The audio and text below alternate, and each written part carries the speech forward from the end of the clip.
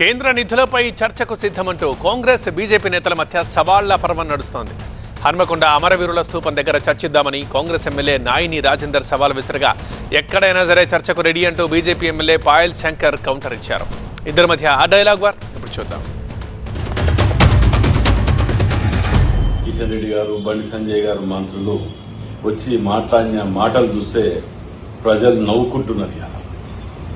మేము ఎయిర్పోర్ట్ తెచ్చినాం, అది తెచ్చినాం, ఇది తెచ్చినాం అట్లా. నేను సూటిగా అడుగుతానా, 10 ఏళ్లు కలిసి సంసారం చేసిన బీజేపీ బీఆర్ఎస్ 10 ఏళ్ళు ఎందుకు తేలేకపోయారు? ప్రజలలో మాట్లాడదామంటున్నావు. హనుమకొండ చౌరస్తాలలో అమరవీరుల స్తూపం దగ్గర కూర్చుందామని అంటున్నారు కదా. రండి, రేపు పొద్దుగాలు ఎప్పుడు వస్తారో టైం డేట్ పెట్టాడు, మేము వస్తాం అక్కడికి. ఛాలెంజ్ అంటాను కదా, రా. నిజంగా నీకు చిత్తశుద్ధి ఉంటే హనుమకొండ చౌరస్తాకో లేకపోతే తెలంగాణ అమరవీరుల స్తూపం కన్నా కూర్చుందాం, మాట్లాడదాం, రా. పారిపోతారు ఏదనంటే. ఫస్ట్ టైం ఛాలెంజ్ చేసిన చాలా సంతోషం. వరంగల్ జిల్లాకు రండి.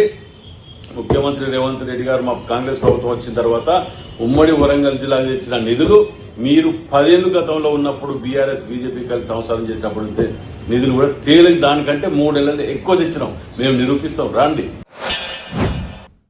2.5 సంవత్సరాలలో కాంగ్రెస్ పార్టీ అధికారంలోకి వచ్చి తెలంగాణ రాష్ట్రానికి చేసింది ఏమీ లేదు. అందులో ప్రత్యేకంగా వరంగల్కు చేసింది ఏమీ లేదు. ఈరోజు వరంగల్ నగరపాలకలో అభివృద్ధి కార్యక్రమాలు జరుగుతున్నాయంటే కేవలం కేంద్ర ప్రభుత్వం ఇస్తున్నటువంటి నిధులతో మాత్రమే అభివృద్ధి కార్యక్రమాలు జరుగుతున్నాయి. కిషన్ రెడ్డి గారు కాదు, మేము ఎక్కడికైనా చర్చకు రావడానికి సిద్ధంగా ఉన్నాం. ఇచ్చినటువంటి ఒక్కొక్క రూపాయి లెక్కలు చెప్పడానికి సిద్ధంగా ఉన్నాం. స్వయాన ఈ రాష్ట్ర ముఖ్యమంత్రి గారు అసెంబ్లీలో ఒప్పుకున్నారు కదా, భారతీయ జనతా పార్టీ కేంద్ర ప్రభుత్వం ఎంత గొప్పగా సహాయం చేస్తూ ఉన్నది. రాష్ట్ర ముఖ్యమంత్రి గారికి తెలియనటువంటి విషయాలు మిగతా వాళ్ళకు తెలుస్తున్నాయా? రాష్ట్ర ముఖ్యమంత్రి గారు స్వయంగా ఒప్పుకున్నటువంటి విషయాలు.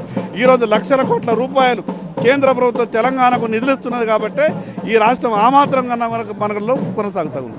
ఈరోజు కాంగ్రెస్ పార్టీ కేవలం రోజును మాత్రమే లెక్క పెట్టుకోవాలి. 2023 కన్నా ముందు తెలంగాణ రాష్ట్ర ప్రజలకు ఇచ్చినటువంటి ఏ ఒక్క హామీని కూడా నిలబెట్టుకోలేక ఈరోజు ఎంత దయనీయ పరిస్థితుల్లో కాంగ్రెస్ పార్టీ ప్రయాణం కొనసాగిస్తున్నదో తెలంగాణ ప్రజలందరికీ తెలుసు.